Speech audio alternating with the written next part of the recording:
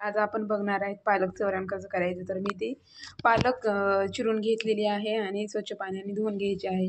त्याच्यासाठी तुरीची डाळ घेतलेली आहे आणि 4 मिरच्या घेतलेल्या आहेत. तर हे कुकरमध्ये लावून घ्यायचं आहे 3 शिट्ट्यामध्ये. ते व्यवस्थित शिजून जाईल.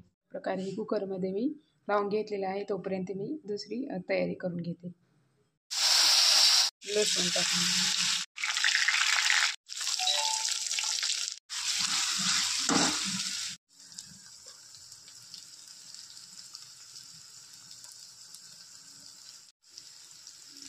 यामध्ये थोडीशी हळद टाकायची आहे.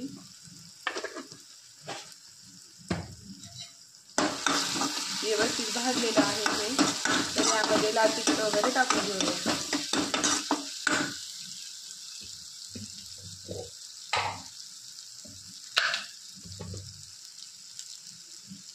लाल तिखट टाकायचं आहे थोडंसं. आणि यामध्ये मसाले वगैरे काही ॲड करायचे नाही. मसाले टाकल्याने वरण व्यवस्थित लागत नाही आहे. नॉर्मल पद्धतीने करायचं आहे.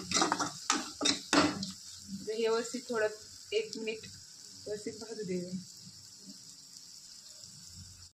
चवीनुसार मीठ टाकायचं आहे याच्यामध्ये आणि बारीक चिरलेली अशी कोथिंबीर टाकायची आहे वरून.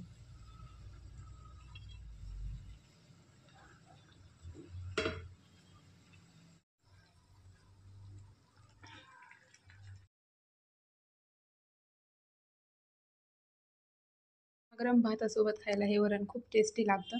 तर कसं झालं आहे हे वरण आणि नक्की ही रेसिपी कशी वाटली तुम्हाला हे नक्की कमेंटमध्ये सांगा.